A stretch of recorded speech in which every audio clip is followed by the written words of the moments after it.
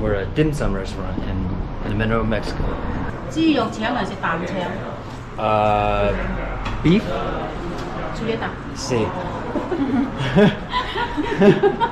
Some shumai, some beef balls, char siu bao. So right now I'm eating authentic Chinese food, mapo tofu, fried noodles with vegetables, chicken, beef, and shrimp. Look at this. Hola. It's okay if I film? It's okay? I'm sorry. Oh, it's okay if I film? No? Okay, that's fine. No, it's okay if I film? It's okay if I... Me being Asian American, I'm always curious about other Asians living in other countries. While I'm here in Mexico, I wanted to find out, what do Chinese people do here? What do they like to eat? I want to know where all the good Asian food is. Luckily, one of the locals here in Mexico City, they told me about a place called Viaducto. And apparently that's a place where a whole bunch of Chinese live there. Not only do they live there, they have restaurants there and they actually eat there. Viaducto is not really talked about that much. Many times people talk about Zona Rosa, that's where all the Koreans are.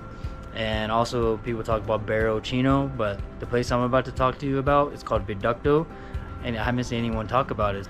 In this video, I'm gonna tell you guys about the place, and I'm gonna tell you guys what I saw out there.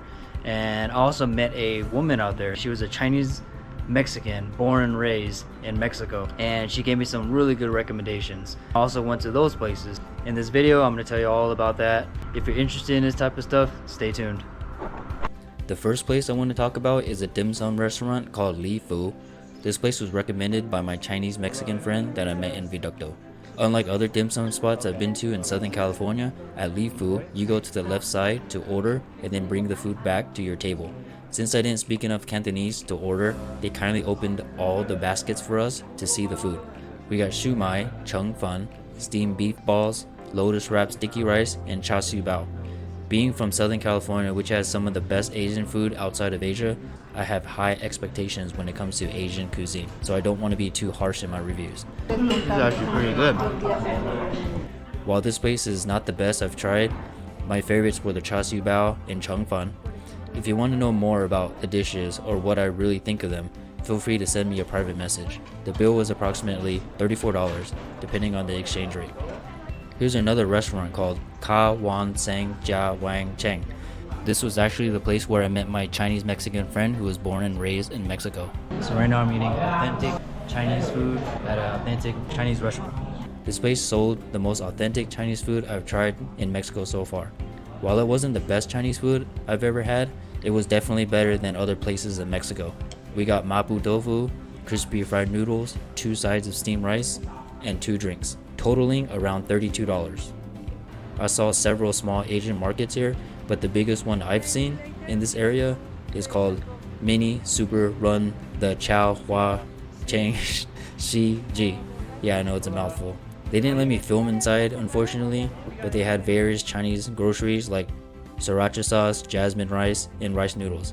I managed to sneak in some pictures of some of the products. Another smaller store on Albino Garcia sold many of the same items, though I don't know its name. If you're craving Chinese or Asian flavors, these stores are good places to find ingredients like jasmine rice, sriracha sauce, hoisin sauce, grass jelly, and chili oil. The kinds of foods I grew up with, and probably you did too if you're Asian American. The next place I want to mention is a small bakery called Chinese Bakery. Here's a name in Chinese for those who can read it. They sell various Chinese baked goods. We tried the Chinese sponge cake, which was quite good and cost 45 pesos each.